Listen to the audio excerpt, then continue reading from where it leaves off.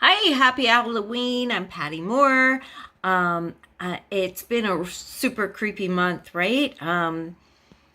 War and kidnapping, ethnic cleansing, and military industrial stuff going on behind the scenes. I mean, whoa, it's been a wild month.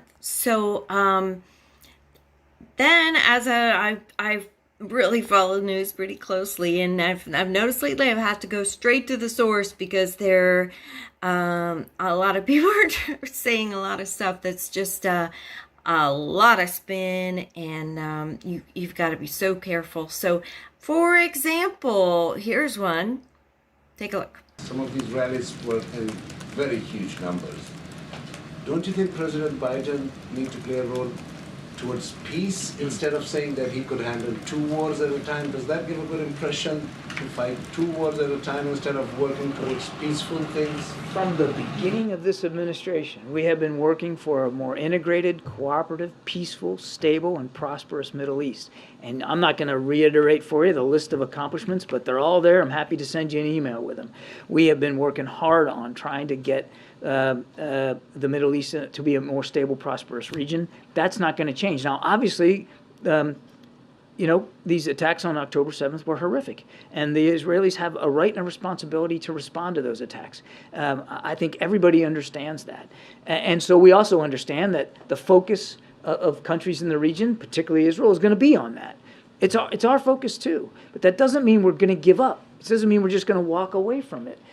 We still believe in the promise of a two-state solution, and we're still going to continue to work for that. We still believe, as a matter of fact, key to eventually getting a two-state solution is normalization between Israel and Saudi Arabia, and we're still going to work on that as well. Why is the president not focusing in these last couple of weeks on his agenda that was basically for a two-nation theory? I feel like in the last 2 weeks this war has lowered what the president was aiming to bring normalization through two states, and that whole agenda seems like has been put down. I just told you, sir, there's no change in our desire to see a two-state solution. There's absolutely no change in our efforts to try to get normalization between Israel and Saudi Arabia as a stepping stone to a two-state solution. But we're not blind to reality. Right now, Israel's fighting to defend itself against Hamas terrorists, and we're trying to help them do that. Right?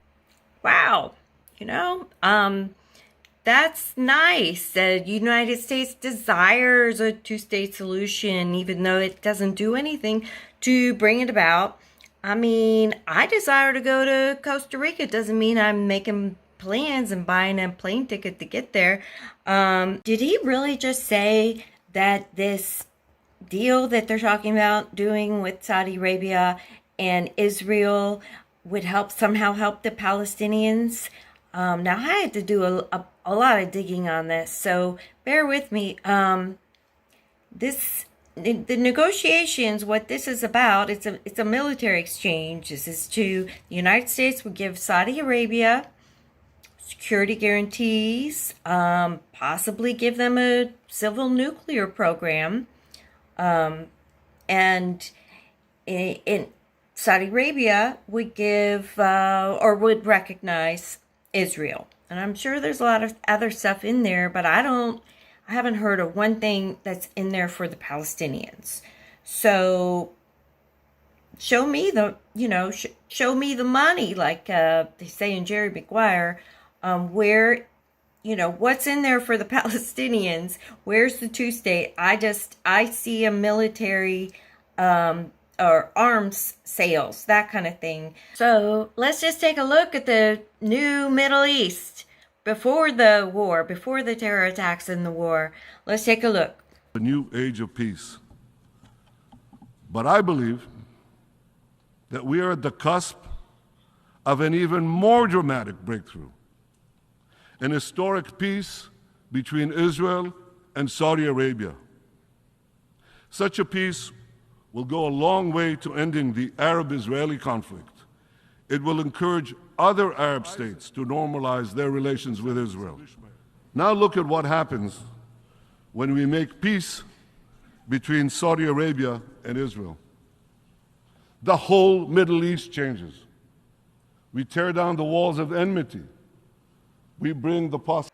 Yeah, there's no second state there. There's no state for the Palestinians. So let's, my hope is that people of common sense, people of goodwill, will come together and realize that there's some deeper things happening. And by the way, this started during the Trump administration. This is not a partisan thing. Under the Abraham Accords started under President Trump, and now they're continuing under President Biden. So that tells me there's some deeper stuff. This is not a plan from either Trump neither Trump nor Biden. This is somebody else's plan. So let's come together, people of common sense. Let's come together for humanity. And, raise our voices, find out what's going on, and band together.